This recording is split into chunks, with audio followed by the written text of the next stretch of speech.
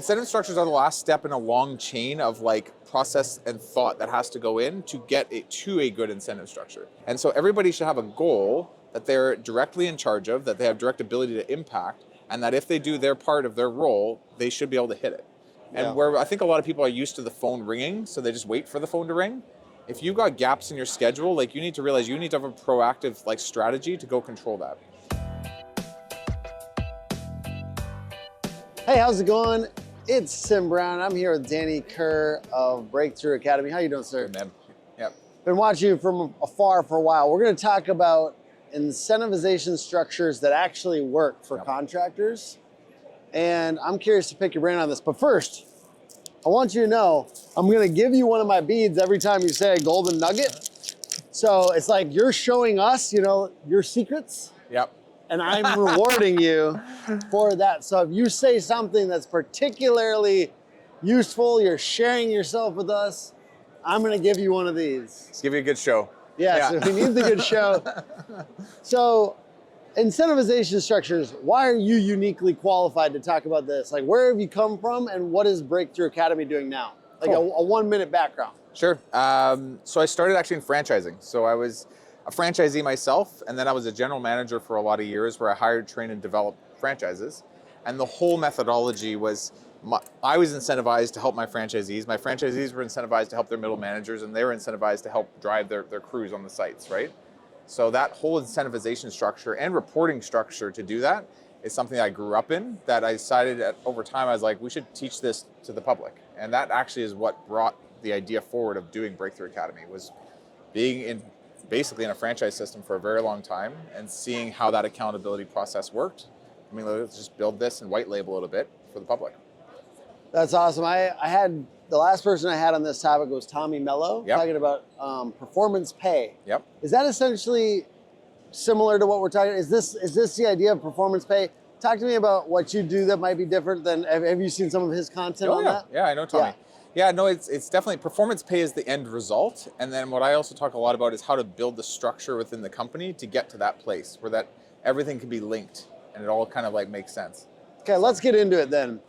Talk to me about a number one mistake that you see that contractors make in regards to the way their incentives are structured in their companies. They're either too complicated because they have this big crazy idea of how to compensate people, and everybody likes to talk. One of the biggest topics all our members like to talk about is how do you do your bonus structure? How do you do your bonus structure? And essentially it's like this like confusing bonus structure that has 3 different people's ideas in it, right? And it's like hard to track, it's hard to monitor, and so it doesn't mean much when somebody doesn't understand how they're actually making money, right? And to that note, other people go the opposite route, where they're just like, you know what, we're gonna give you a profit bonus on how much we do in the company this year, but it's not directly tied to what that person's responsible for. So they don't feel true accountability to it. I've tried that. Yeah, and they get mad when— it was bad. Totally, someone else on the team could be costing them money, and it's like, you know what, fair enough. Or that's one of the scariest parts about setting these up, is like it does make everyone, or it makes somebody optimize way too much for one tiny number. That's what I get scared. Like if they're sitting there just like, no, I need you to like understand we need a healthy company. We can't game this number to death. Yes. Yeah, and actually well, we can talk a lot about it, but one of the structural ideas that needs to be in place is it should touch something on quality, something on volume, and something on profit. And when you can kind of get the right combo by role, that it's like a quality metric, a profit metric, and a volume metric, it gives them that trifecta to think a little bit more like an owner, right? So wait for it, there you wait go. for I got it. my first piece. All right. All right. Danny Kerr bringing the golden nuggets. So I appreciate you on that. So give me an example of a metric that incorporates both quality, like the quantity and the profit. Yeah, quality, quantity, and profit. So sales, right? You have a sales rep out there, and you might say to them, I want you to book $1 million this year. So that's revenue, that's quantity, right? But I want to make sure when you're doing your quotes, you close at a 50% sales ratio. That's quality, so he's not wasting the leads that are given to him, right? And then profit could be very simple. I want to make sure you book jobs at minimum of 35% gross profit margin. So you can't just bid jobs super low and book a bunch and have your sales ratio go high. You can't just like not book much in general. You have to hit $1 million. And so you have to hit $1 million, with a 35% gross profit margin with a 50% sales ratio. Quality, volume, profit. That's incredible. So I see a lot of, like, for instance, roofing. We're at a roofing conference. We're at RoofCon right now. I see a lot of people, mad reps. The owner didn't pay me. Yeah. There's a problem here. This company is, there's scammers. There's this, there's that, right? Yep. And it comes down to this no quality metric built in. So this person sold a bunch of unprofitable jobs potentially. Yep. I'm gonna be advocate for the owner for a second. Yep. Or they weren't really, they had other things going on that were making they weren't doing a good job at the company. And then they get fired before they get paid out. Or they quit sometimes and they didn't know that they wouldn't get paid out on the rest of the stuff they did because it wasn't clear in the terms. Sometimes it's stated in the paperwork, but they're not clear about it. They're not telling them up front, this is what it is. Incentive structures are the last step in a long Here, I'm chain. gonna fix this for you. Okay. Incentive structures are the last step in a long chain of like process and thought that has to go in to get it to a good incentive structure. But everybody likes to talk about incentive structures, so they just skip right to it and they skip all the steps required in order to make a good incentive structure, right? You can make 100K at our business. Yeah, and it's like, okay, so how do we get to that place? So at some level, you as the owner, you need to know what your metrics are for the whole company. How much revenue, profit, volume, what are the things that you need to hit for all these key things in your company? What does that mean for your sales leg? What does that mean for your production leg? What does that even mean for your administrative leg? And so each role that leads each department should have core KPIs that relate to the company's KPIs, to the company's numbers. And then once we figure that out, then we need to say, okay, if you're in charge of sales or if you're in charge of production and you care about these three kind of key metrics, how many reps do you need and what metrics do they need to be in charge of? Are they the exact same or are they slightly different because they have a slightly different responsibility? I'll give you an example of this. On the production side, the production manager might be in charge of gross profit of the job, but the laborer below him, let's say, has no ability to affect gross profit, but what they can impact is the amount of hours they work versus the amount of budgeted hours for that project. Now that impacts profitability of the job, but it's more direct to what that person can actually hit. And the reason that matters is so the profitability can hit, so that the company can make its margins, so it can hit its goals. And so everybody should have a goal that they're directly in charge of, that they have direct ability to impact, and that if they do their part of their role, they should be able to hit it. But often people are just like, well, we're going to give you this because I want to incentivize you on that. And, oh, you're mad about this. Okay, we're going to change it slightly like that. And it's very reactive. And it's not clear. And it creates more problems than it's worth. So what's something that you've seen incentivized at a company that is like underrated or somebody should consider, like, let's say off the beaten path? Sales is kind of an obvious one.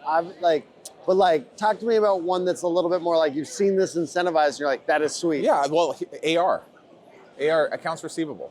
There is so many people that are in cash crunches because AR is this thing that is not directly accountable to anyone in the company. So you have to decide who that is, but I've sometimes seen that even the person in the office, the production coordinator.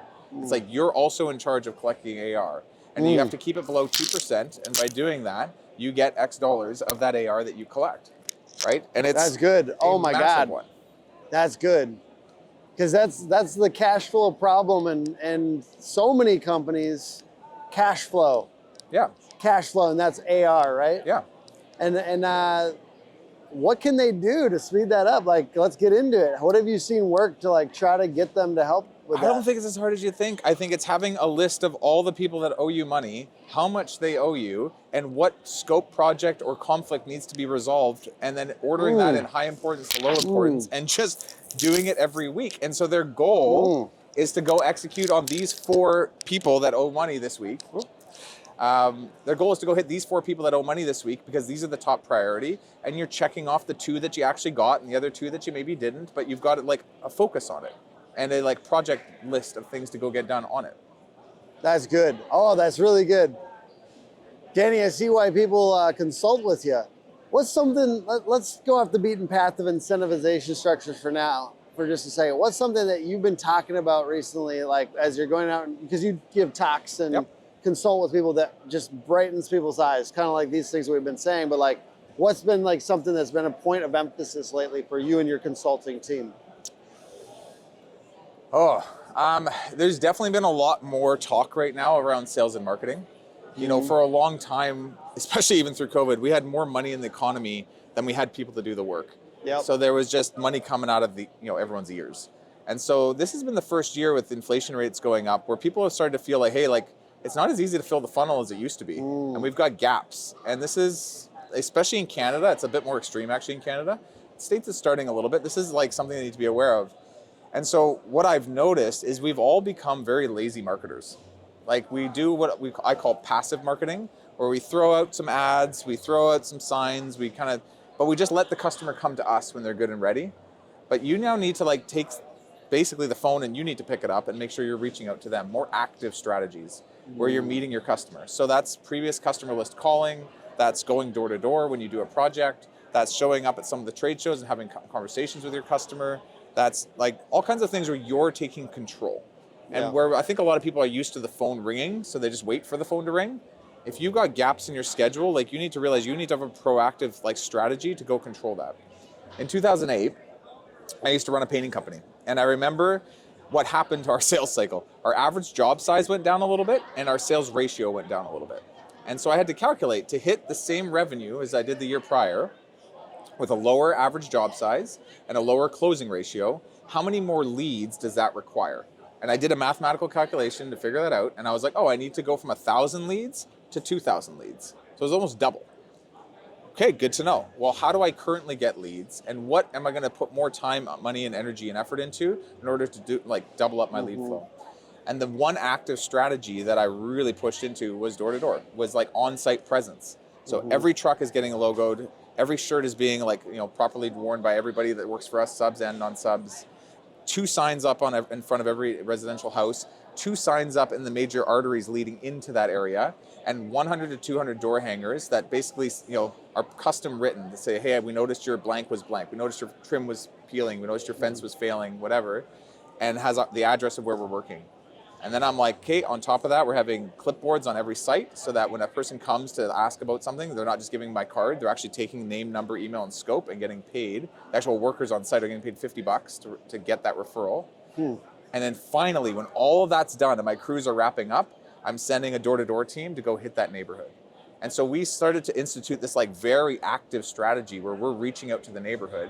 And instead of what we used to do, which was put up a sign, maybe have a logo truck roll through in a day, and hope that someone will call us, we were like, we will take control of the situation and we will make sure that everyone who's still has money, but they're kind of like, let's wait and see.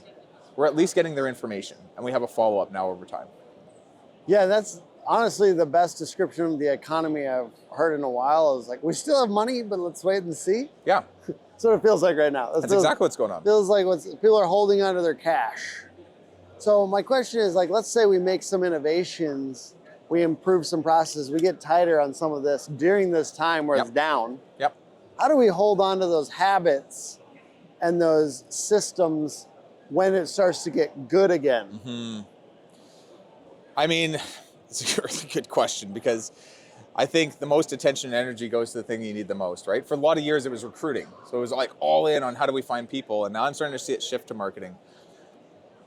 For me, like what I've seen in our company is once we've discovered something and we've figured something out, it becomes a process. It becomes a way in which we do things that's well documented. There's roles that are fully committed to it. And there's ratios and numbers and a strategic plan for our company that depends on that part of the business working. And I would just say, you know what, consider a lot of these things like levers. So it's like we might turn down the like on-site marketing strategy when we get into a busier market, but we're not going to turn it off. We might be turning up our like recruiting ads and recruiting funnel strategy, when we get into a busier market, and just see this. See this all. It's okay to do that then. See these all as levers versus on-off switches. Yeah. And so, what's the lever and intensity of both time, money, effort, and people you hire for this that needs to be turned up and turned down based on economic factors around the organization? Oh God. Does your company want to build your brand and get more jobs in the neighborhoods you're currently working in? The Brick by Brick Playbook allows you to establish your brand, your reputation, and gain trust in any neighborhood in your service area with a series of 4 postcards sent once a week to the neighbors of your current jobs. If you want to get more work in the neighborhoods you're currently working in, get with the team at Dope Marketing and get your Brick by Brick Playbook set up today. I dig it. I'm wearing these because one, All right. Vikings are playing tonight, and apparently Roofle is holding a Vikings watch party, which I was about to just stay home, like at our hotel Yep. room. But then I heard about that. I'm like, I don't know if I have an excuse now. Like I might have to go to that party and watch this. But also, this is like currency in some areas of the country. It's certain times of year. Yeah. Mardi Gras, this is like money. So they were giving it out, and I had to snipe a few. You know what I mean, just in case. And we're getting these golden nuggets. Let's get back into incentivization structures. So you were talking to me about how some people have this incentivization structure. They layer it in at one spot in the company. But for you guys, this is a secret sauce for Breakthrough Academy that you help people build this out, but it's also built into every aspect in the company from the beginning to the end. Yep. How is it different? How is that what you guys help people set up? Like, well, give me some of your secret sauce. So I got like, more beads for you. it's not, unfortunately, it's not like a magic pill. It's actually quite a bit of work. So it's like getting your CRM and project management software dialed in a way where you can pull reporting on a weekly or daily basis. Being able to put all that data into a dashboard so that the company knows where it's at versus its goals. One thing I've noticed with like QuickBooks and any kind of project management software, they're very good at telling you where you're at, but they don't tell you where you're supposed to be, right? They don't tell you so you can't see the gap. All you know is where you're at. So basically from there, you start to see where the gaps are for the whole company. And then you can build that down into individualized dashboards for your middle management team. And then usually you don't build. What do you build this on? Pardon? What do you build this on? Right now we use Google Drive, Okay. Google Sheets. Yeah. But it works. And you can use Zapiers to zap in the data, and it starts to kind of build out a picture for the company. I like that. And then that builds a picture down into the individual rep. And then everybody has numbers they're trying to achieve where they've got real numerical data coming from these systems, but they've got a goal that's sitting against it. So you can see week in, week out, how many leads, estimates, jobs, dollars booked versus goal. Where you're ahead, where you're behind, by how much and why. So it's not just about this big target for the end of the year you're going to get a bonus on. It's about the journey of getting there and seeing every week whether you're ahead, whether you're behind, how much. And then to layer onto that, everybody who has a team like this needs to coach that team. So we do like weekly GS&R meetings, stands for goal setting and review meetings. And we look at what was the goal from last week, did you hit or miss, and why, and what was the calendar and the things you did to get there. And then looking at the week ahead, what's the goal, and are you structured with your time to actually hit that target? And together, week in, week out, we kind of strategize on how to make sure the goal is being hit. I like that. And you kind of go from being like everyone's boss to kind of everyone's coach. All right. I like that. Okay, now another thing that I think people might be dealing with at this point, and I try to make this newsy, like what's going on now, right? Like what might be going on is last year for a lot of people was a little better. This feels softer, the market, and for a lot of contractors, you know, we work with HVAC, plumbing, and a lot of roofers, right? So it's been going good, and then there's a down year, but you had a big goal maybe. And so how do you deal with a little bit of the discomfort or fallout or lack of trust that maybe like your people might feel if you guys didn't hit a goal? Yeah. So that experience of like a little bit of like the feeling of loss of not hitting a big goal. Because guys like you and I, we probably set big old goals sometimes. Yep. And then maybe you don't. Maybe you hit every one. I sometimes don't hit them. Even if we thought we were going to grow 50%, we grew 20%. I'm like, oh God. You know, I've come to a point, and this is like, it takes years to get this good, but like, I don't just set a goal. I think through the metrics, the people, the process, the time we have, the skill we have on the team, and we set a target that we believe is like realistic, it's attainable, it's like within the realm of possibility. And then we build a plan backwards to make sure we know how to get there. So if we are off, at least we can point to the things that are off along the way and say, this is the issue. So we can focus on working on that issue. And if we don't hit the goal, but we focused on like fixing that part of the funnel, at least we're working on the right stuff. And so like, it's a good example of this. Like you could easily start to tell, okay, like I just described earlier, we have a sales ratio that went from 55% down to 35. So I can see clearly how the economy has impacted our sales ratio, And we now need to do more quotes in order to book that many jobs. We know that, and we can actually numerically see exactly how many we need to hit. So I have options. I can be hiring more reps. I can be putting more dollars into certain marketing tactics. I can be looking at larger projects so we can do less estimates because we book larger average jobs. But I have options as an entrepreneur of what and how I can pursue this issue. Whether or not I actually fix it, we'll see. Depends on my ability and my strengths and my team and all the things. But at least me and the team know what's going on. We know why it's happening. And we know we're focused on the right part of the business to make it better. And I'm always talking about success and winning. But there are those times where you don't hit that goal. Yeah.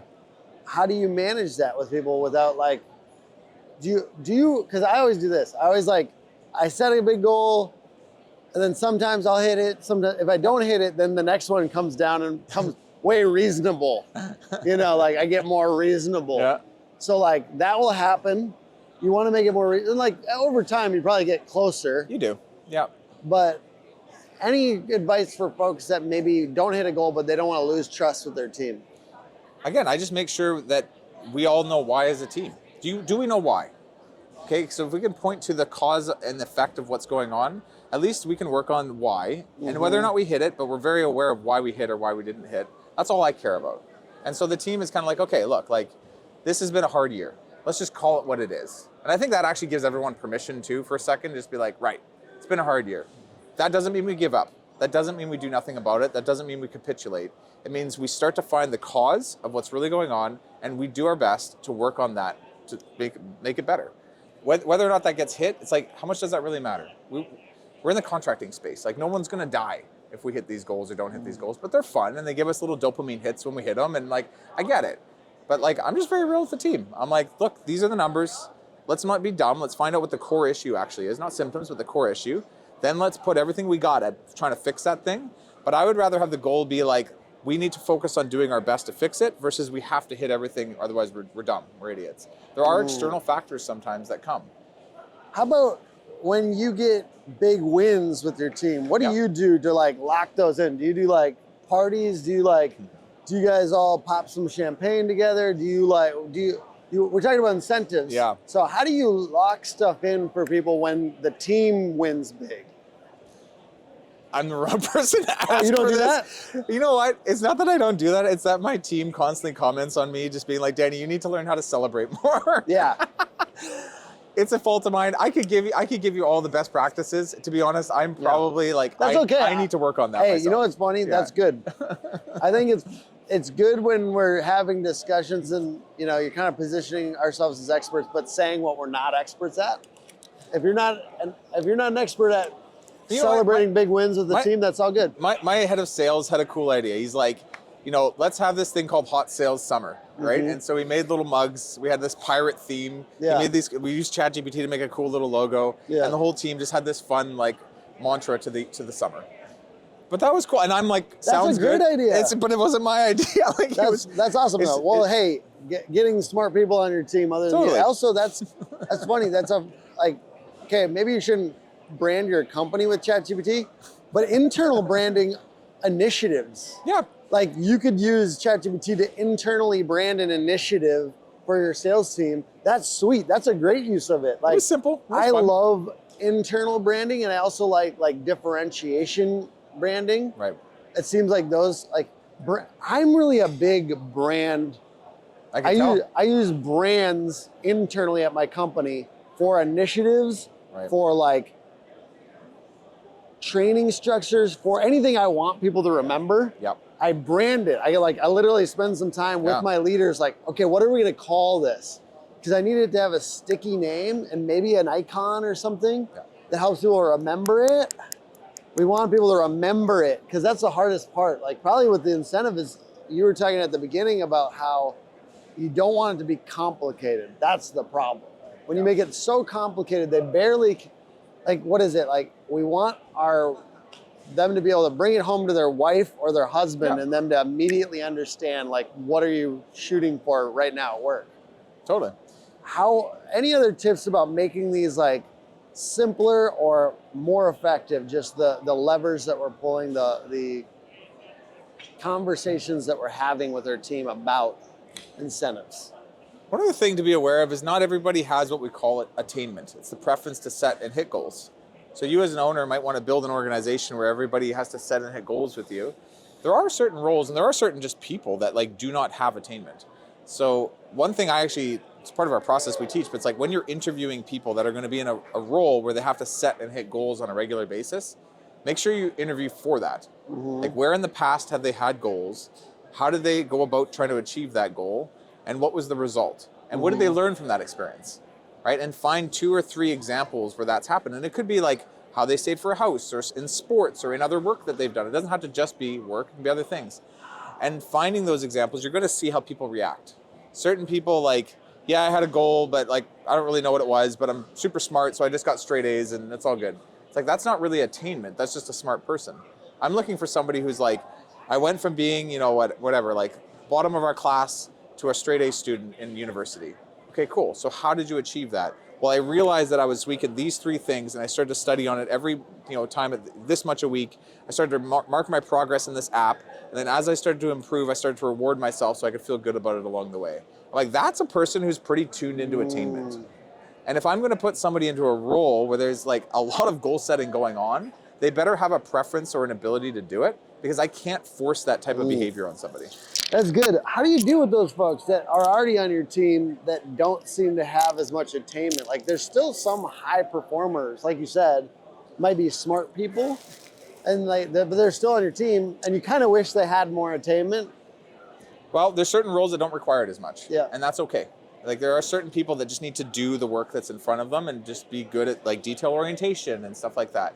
So I'll hire certain roles for that, and then I don't look for attainment at all. I'm like, it's all good. And there are certain roles where it's absolutely required. It's absolutely required. And unfortunately, if we're going to shift the organization to this way of being, you're probably not going to be with us in a couple of years. And I don't need to force it overnight, but I also won't sacrifice the culture and the vibe and the direction where we're going over one person's individual needs. Do you do Enneagrams or any any personality test, DISC assessments or anything like that with people ever in your organization? We have a few. We have a vendor that we use that does the more in-depth one. What is the vendor? Katie. Oh. There's StrengthsFinder, DISC. I'm trying to remember some of the other ones. I'm trying to remember the vendor's name. There's like color something. It's like, yeah, it's a styles inventory thing. Yeah. Do you believe in those? Yeah. I see them all the time. Actually, I personally, even though we don't use it all the time, I like DISC the best. Like it's simple. I like simple. It's super simple, and it helps because I'm like thinking like I've got a guy who's a 3, out of Enneagram. It's like too many numbers. Yeah. And I don't remember all the it's only labeling is only useful if you remember what the label is about. Yeah. And it has to be a usable structure. DISC is simple enough for those 4. Yeah. We can generally. You get it. Yeah. And you can identify people quickly. You're like, you're totally like a blue. You're so social when you're, So I personally, DISC is my favorite. We have a vendor that we use for some of this more advanced stuff. I've had some tests done by them. I should remember their name, but that's good. I learned a lot about myself. I also just think people like to hear about themselves, so it's kind of a fun thing to do, right? But self-awareness and growth, ongoing learning. So we're talking about hitting metrics. Sure. Ongoing learning can be distracting from time, especially if you're having them do it in work hours. Mm-hmm. How do you look at that? And do you recommend to your clients to build ongoing education as part of every job? Or what is your take on that? I think it's important. I do think for team morale and retention and things like that, it has a place no matter what. I think if you're smart about it, you can look at somebody's role and understand where they're at and where they need to be and where their growth opportunity lies and start to position them to be ongoing learning in those areas. So I'll give you an example internally. So we have a sales coordinator, Ashley, and she's going from coordinating our calendar and our schedule and missed appointments and getting things redone to taking on projects, large year-long sales projects that we want to build out within dashboards and automations and lead scoring. And so I'm getting her into project management courses, and I'm being like, look, I want you to learn 2 things. I want you to build dashboards within our CRM. So I want you to take courses in that. And I want you to learn proper project management so that you can manage projects into existence over time. Because the rest of the sales team, we all have great ideas, but we really suck with details. She's kind of like the one that can hold down that fort. And she's okay at it, but I'm like, I want your skill to increase in these two areas. If you're good with that, that's going to lead into your own career progression. And it's like the right education to get value on both parties over time. Join the future of roofing at offers.roofle.com. Stand out, save time, earn more. So what's the number one tripping point that you see with entrepreneurs you work with? Where are they falling down the most? A lot of it comes with time allocation, like where they're actually spending their time. Because I think that in the beginning of any business, like your ability to grind and be involved in every little thing and just make stuff happen through brute force is the reason you're likely successful, right? And I think that takes most people to like $1 million a year, say roofing business, maybe 2 even. They can just do it through brute force. But as you get to say 2 million and above, like this shift needs to happen where it's like what got you there no longer is going to get you forward, right? And there's this saying that I brought up even the other day, but it's like it's because you can't outwork an unsystemized business. Because there's too many hours now in all the different roles that you like oversee for you to do a little bit of all things like you used to. And you need to kind of shift from being like a doer of all the things that you do in the company to being a leader of good people and a builder of good systems to help those people be efficient. And yeah, we get a little bit kind of like OCD and obsessed to keep doing what we used to habitually do to create value. And we don't know how to pull ourselves away enough to like actually step back and like work on the future of the business a little bit.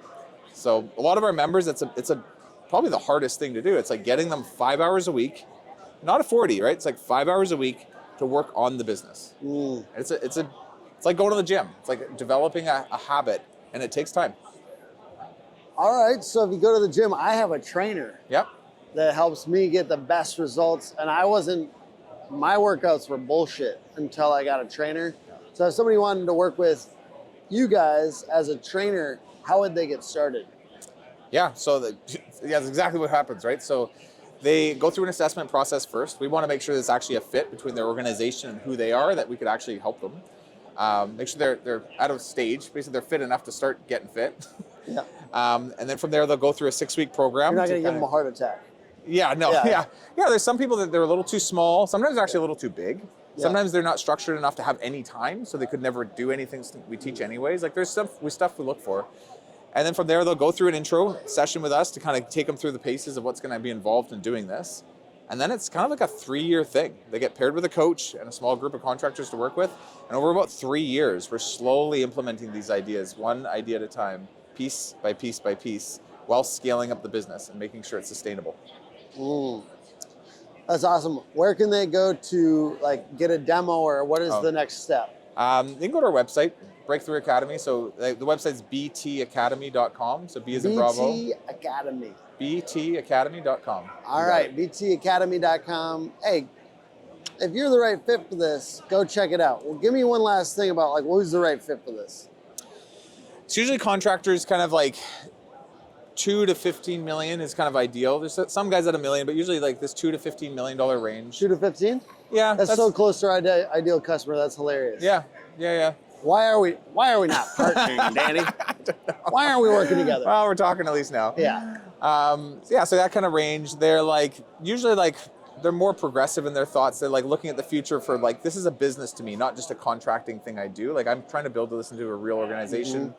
They care about brand, they care about systemization, they care about creating this into a bit of a machine so that they have an asset that they're building, not just a job. How expensive is this, Danny? The number one objection is... What is this going to cost me? Why is it more expensive a lot of times? I actually like that question. Why is it more expensive than some of the other options out there for coaching? I don't even know if we are. I actually don't know your pricing. Yeah, I don't even know if we are more expensive. I can tell everybody, it's fine. It's on our website. So $5,500 gets you kind of started for 6 weeks. And then from there, you can go into one of 3 support tiers from $850 a month all the way up to $2,850 a month. And so it's all month to month, and there's no long-term commitment, and that's pretty much it. We take care of the rest. That's not bad at all. Yeah. That's really cool. Wow. Yeah. Can you say those numbers one more time?